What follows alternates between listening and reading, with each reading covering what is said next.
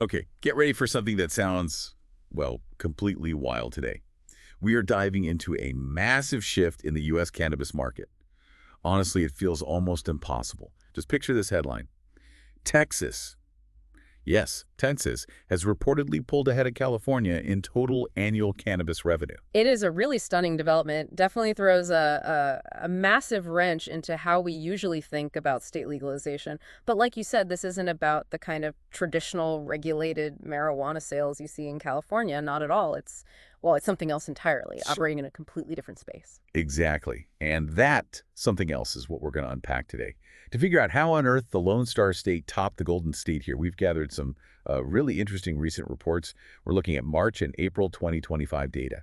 Our sources for this deep dive include a key report from Whitney Economics on the hemp industry. There's a GlobeNewswire summary of that, some great analysis from NORML looking at California, and California's own depth of cannabis control market outlook. And just so you know, this source material is presented by Nug Notes. Right.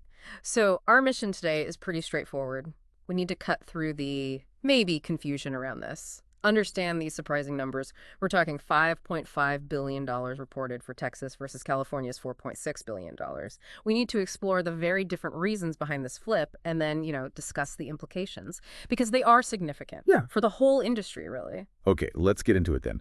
How did the Lone Star State, a place with, let's face it, some of the strictest cannabis laws, without legalizing recreational weed like California did, how did it become the revenue king? So the core of this story, the absolute stunning flip, as one source calls it, boils down to the money. Texas reportedly hitting $5.5 billion in total annual cannabis revenue. California, the long-reigning champ, logged $4.6 billion. That's a twist very few people saw coming, I think. Definitely. And the absolutely crucial point, the sources really hammer this home right away, is the fundamental difference in where that money's coming from. Texas is $5.5 billion.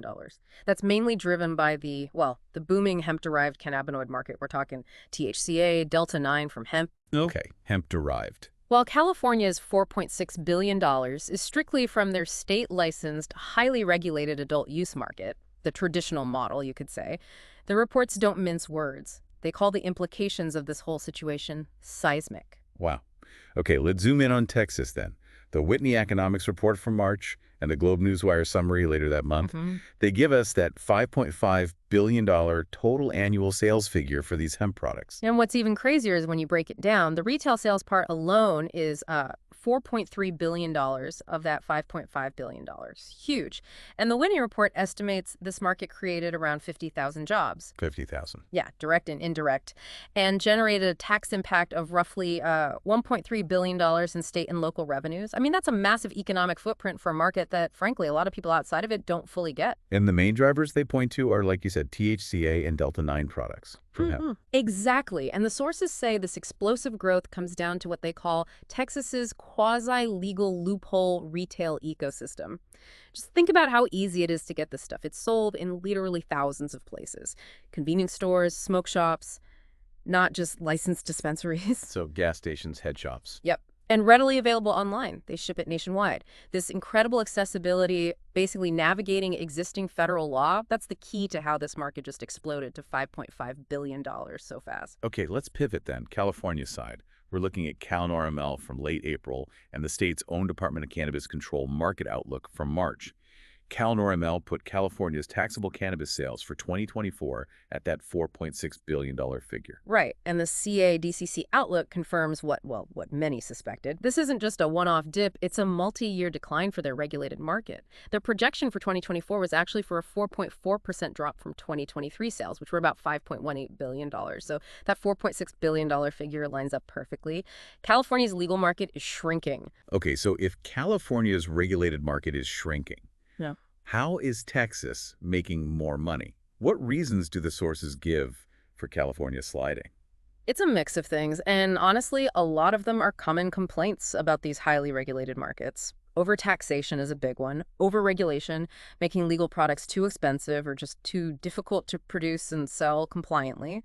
Then there's massive ongoing competition from the illicit market, the guys who don't pay taxes or follow the rules. Right. Plus regulatory bottlenecks. And this issue of cities just opting out, banning legal shops. They call it retail desertification. Retail desertification. Oh, Just so we're clear for everyone listening, That means big parts of California where you just can't find a legal dispensary because the city banned them. Exactly that. Large areas with zero legal access points. So if people can't easily get to a legal store, where do they go? The sources suggest two places: the illicit market, or, and this is fascinating, they point to consumers moving towards exotic hemp products. The same stuff fueling Texas. Precisely the same kind of products. So when you contrast the, thousands of places to buy in Texas and the lower costs versus California's access problems and high prices, you start to see how this flip could happen. Which brings us right back to that key question.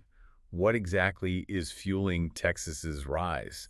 What are they actually selling if it's not California-style regulated weed? Yeah, this is where it gets really interesting and maybe a bit complex, but the sources explain it pretty well.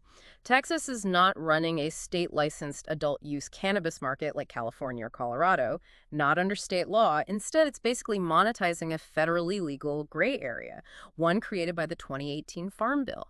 The products driving this huge market, think THCA flower that looks, smells, feels just like regular cannabis, Delta-9 THC gummies made from hemp, live resin vapes. They're all engineered to meet one specific rule from the Farm Bill, Which is? that they contain no more than 0.3% Delta-9 THC by dry weight. Okay, but the sources are clear. These products can still give you a powerful high. How does that work with the 0.3% rule? That's the clever part. Especially with the THCA flower. See, THCA itself isn't psychoactive, not until you heat it. The key is these products are tested before decarboxylation, before heating. So the lab tests the THCA. Right. It measures the THCA content before it converts to Delta-9 THC when you, say, smoke it or vape it. So it can test below that 0.3% Delta-9 THC limit, making it legal hemp under federal law, even though, practically speaking, when you use it, the effect is just like traditional high-THC cannabis. Wow. Okay, so it's really exploiting a technicality in the testing and the law itself. What other key things do the sources list that enable this massive market in Texas? Well, it's pretty much the opposite of California's setup. First, there's no state adult use licensing system controlling who can sell these specific hemp products. For most of the stuff, there are no state testing requirements like California has for, pesticides, heavy metals, consistent potency. Then there's nationwide shipping, easy online ordering, huge reach, and critically, just the sheer number of places selling it. The sources mention over 10,000 unlicensed storefronts in Texas. 10,000. 10,000 plus, selling what the sources literally call legal weed. Now, compare that to California's roughly 1,200 licensed dispensaries. It's staggering access. And this all leads to the bigger picture question, right? Why it matters. What's really fascinating here is how a state, without passing its own cannabis legalization law, managed to use existing federal law to build such a huge market, completely outside the typical state licensing system we've seen develop. Right, because these federal legal ambiguities, these loopholes, let them sell this legal weed without needing those expensive, hard-to-get state cannabis licenses like in California. And even hemp products face tighter rules in California than in Texas, it seems. Exactly. And this Texas model, this huge, unlicensed, but arguably federally compliant retail network, it's like a whole new regulatory frontier. The sources point out it's not just staying in Texas either. It's spreading fast to other states with similar legal setups. They mention Florida, Georgia, Tennessee, North Carolina. So it's catching on. Yeah. And if you connect this to the bigger picture, this model directly challenges the whole state-by-state licensing system that's been the standard for, a decade now.